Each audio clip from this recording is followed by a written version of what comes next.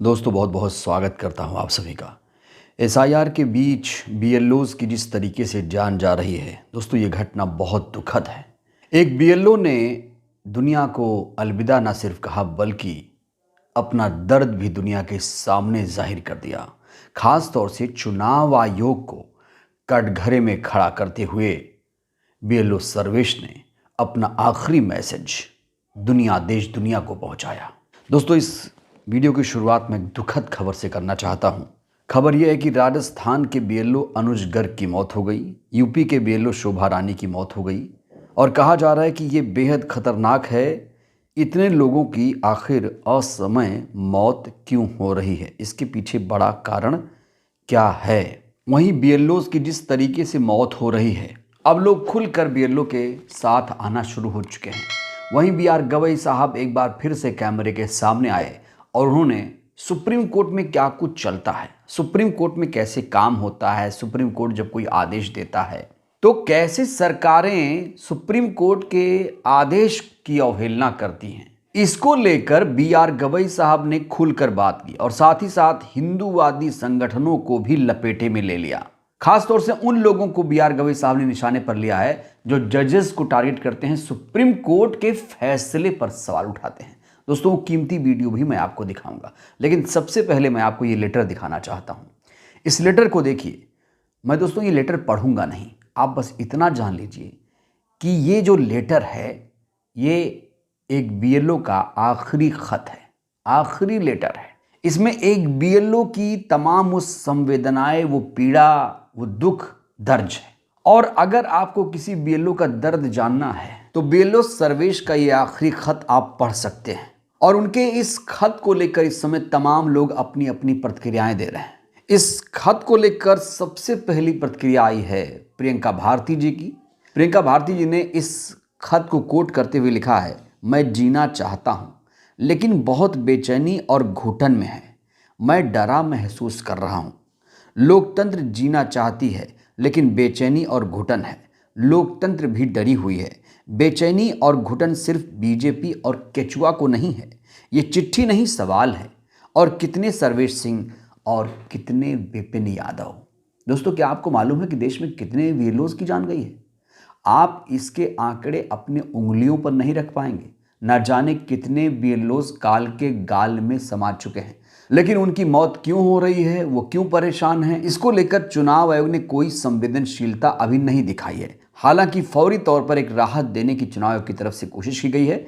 चुनाव आयोग ने जो बीएलओज़ हैं उनकी सैलरी डबल कर दिया है। डबल का मतलब क्या? जितना दिन काम करेंगे सिर्फ उतना, मतलब एक महीने की सैलरी डबल हो जाएगी। लेकिन जो उनकी पीड़ा है, जो उनकी संवेदना है, जो उनका तनाव है, वो कैसे कम होगा, इस पर कोई भी ध्यान नहीं दिया जा रहा है। देश में हो रहे एसआईआर के बीच बीएलओ के मौत से न सिर्फ प्रियंका भारती स्तब्ध हैं बल्कि नेहा सिंह राठौर ने भी इसको लेकर एक तीखी प्रतिक्रिया दी है। उन्होंने लिखा है कि बीएलओ हार ना माने, बीएलओ से काम ले, कमजोर ना पड़े। वोट चोरों के इरादों को ध्वस्त करना आपकी अपनी जिम्मेदारी है। कष्टों से निजात पानी हो तो वोट चोरी मत होने दीजिएगा। यहाँ पर नेहा सिंह राठौर ने उन बीएलओ को संबोधित करते हुए कह दिया है कि अगर आप लोग अपने कष्टों से निजात पाना चाहते हैं, जो कष्ट आपको दिया जा रहा है, तो आप लोग निष्पक्ष तरीके से काम करिएगा। अगर निष्पक्ष तरीके से काम करेंगे तभी ये लोकतंत्र जिंदा रहेगा। जब आप वोट चोरी नहीं होने देंगे तभी आपको कष्टों से निजात मिलेगी। देश के तमाम बीएलओ तक ये बात पहुंचाने की कोशिश की है नेहा सिंह राठौर ने। नेहा सिंह राठौर इस समय यूपी पुलिस के निशाने पर हैं। उनके खिलाफ कई सारे केसेस दर्ज किए गए हैं क्योंकि नेहा सिंह राठौर बेबाक होकर बोलती हैं, लेकिन अभी सोशल मीडिया में वो थोड़ा संभल कर बोल रही हैं। दोस्तों, एसआईआर के बीच आप लोगों ने एक चीज़ और नोटिस किया होगा कि जब सवाल चुनाव आयोग से पूछा जाता है तो भारतीय जनता पार्टी के लोग उसमें कूद पड़ते हैं।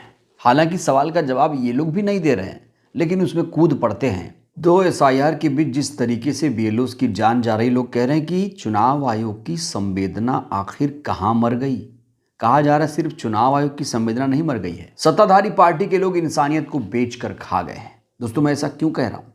एक वीडियो मैं आपको दिखाने जा रहा हूँ। सबसे पहले आप इस वीडियो को देखिए, इस वीडियो को देखिए। दोस्तों, बीजेपी अध्यक्ष जेपी नड्डा गुजरात में एक कार्यक्रम में भाषण दे रहे थे।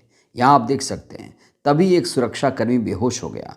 ना तो जेपी नड्डा ने भाषण रोका, ना ही मंच पर बैठा एक भी नेता बीजेपी का उठा। बड़ा सवाल, क्या ऐसे ही चलेगा देश? जिनको दूसरों के दर्द से कोई फर्क नहीं पड़ता, आखिर वो क्या ऐसे ही देश चलाएंगे? क्या नड्डा अपना भाषण नहीं रोक सकते थे? सब लोग देख रहे हैं, कैमरे के सामने सब कुछ कैद हो रहा है, नड्डा के सामने ये सब हो रहा है, लेकिन नड्डा बोले जा रहे हैं। इस सुरक्षाकर्मी के लिए एक भी संवेदना के शब्द नड्डा ने नहीं बोले। लोग इसीलिए कह रहे हैं, क्या बीजेपी की इंसानियत मर गई? इसको लेकर सब बड़ा सवाल खड़े किया है सुप्रिया श्रीनेत ने, और सुप्रिया श्रीनेत ने साफ तौर से कहा है कि जो बीजेपी है, इंसानियत बेचकर वो खा गई है। ऐसे लोग देश चला रहे हैं जिनको दूसरों के दर्द से कोई भी फर्क नहीं पड़ता है। अब दोस्तों, मैं आपको बी.आर. गवई साहब का वो ताज़ा बयान दिखाने जा रहा हूँ जो इस समय सोशल मीडिया पर तेज़ी से वायरल है। इस समय बी.आर. गवई साहब का 2 वीडियो सोशल मीडिया पर वायरल है। उनसे कोलिजियम के बारे में सवाल पूछा गया। उनसे ये भी पूछा गया कि आखिर सुप्रीम कोर्ट के जजों को एक लॉबी क्यों टारगेट करती है। इन सवालों को लेकर बी.आर. गवई साहब ने बेबाकी से जवाब दिया है। तो सबसे पहले मैं आपको बी.आर. गवई का वो बयान दिखाने जा रहा हूँ जिसमें वो कोलिजियम के बारे में कुछ कह रहे हैं और ये बता रहे हैं कि कैसे सरकारें कोलिजियम के फैसले को नज़रअंदाज करती हैं। देखिए ज़रा। इलाहाबाद हाई कोर्ट के एक जज जिन्होंने संविधान के खिलाफ जाकर बयान दिया, मामला सुप्रीम कोर्ट के संज्ञान में आया, सुप्रीम कोर्ट के कोलिजियम ने इस पर विचार किया, ये बातें सार्वजनिक भी हुई, लेकिन लोग इंतजार करते रह गए और उस मामले में आगे क्या हुआ किसी को नहीं पता चला। सर, आपको नहीं लगता है कि इससे न्यायपालिका की जो गरिमा है उस पर असर पड़ता है? नहीं, कॉलेजियम का जो डिसीजन है उसे तो सरकार ने, अगर गवर्नमेंट के पास अगर कुछ वैलिड कंसर्न्स है तो वो वैलिड कंसर्न्स रहे तो कॉलेजियम ऑलवेज रिकंसिडर्स इट, और वैसे रिजोल्यूशन मॉडिफाई भी किए जाते। तो जो कॉलेजियम का डिसीजन था उसको सरकार ने तो मानना चाहिए। तो आपको लगता है कि उसमें कार्रवाई होनी चाहिए? कार्रवाई बिल्कुल होनी चाहिए, तो कॉलेजियम ने सोच समझ के डिसीजन लिया है। तो यहाँ पर पत्रकार ने सिर्फ शेखर यादव के बारे में सवाल पूछा, हालांकि यशवंत वर्मा के बारे में भी सवाल पूछा जाना चाहिए था, लेकिन उन्होंने नहीं पूछा। लेकिन इस पत्रकार ने इस इंटरव्यू में गवई साहब से ये भी पूछा कि कौन लोग हैं जो आपको टारगेट करते हैं। तो इस सवाल का जवाब भी आखिरकार बी.आर. गवई साहब ने दे दिया है कि वो किसके निशाने पर हैं। खुद बी.आर. गवई ने कैमरे के सामने ये राज खोला है कि कौन लोग हैं जो सुप्रीम कोर्ट को टारगेट करते हैं, जजेस को टारगेट करते हैं। देखिए जरा। और आज मैं ये देखता हूं कि सुप्रीम कोर्ट के फैसले पर, सुप्रीम कोर्ट के जजों की टिप्पणी पर, सुप्रीम कोर्ट को लेकर, जजों को लेकर तमाम अपमानजनक, अभद्र टिप्पणियां की जाती हैं। तो ये जो स्थिति आई है, इसके लिए आप किसको जिम्मेवार मानते हैं? ज़्यादा करके तो सोशल मीडिया और एक लॉबीज है जो हरदम जजेस को टारगेट करती रहती। मेरे मत से, यानी अकॉर्डिंग टू मी, कोई जज का जजमेंट होता है, उसका फेयर क्रिटिसिज्म तो इज ऑलवेज वेलकम। जजेस are also human beings, they can also err. अगर कोई जजमेंट किसी को लगता है गलत है, उसका क्रिटिसिज्म होना चाहिए, उसके ऊपर डिस्कशन करना चाहिए। बट जजेस को ट्रोल करना और जजेस को ऊपर पर्सनल एलिगेशंस करना, ये टोटली गलत है और वो कुछ लोग करते रहते हैं। तो आपको क्या लगता है, लॉबी क्या ये दोनों तरफ काम कर रही है?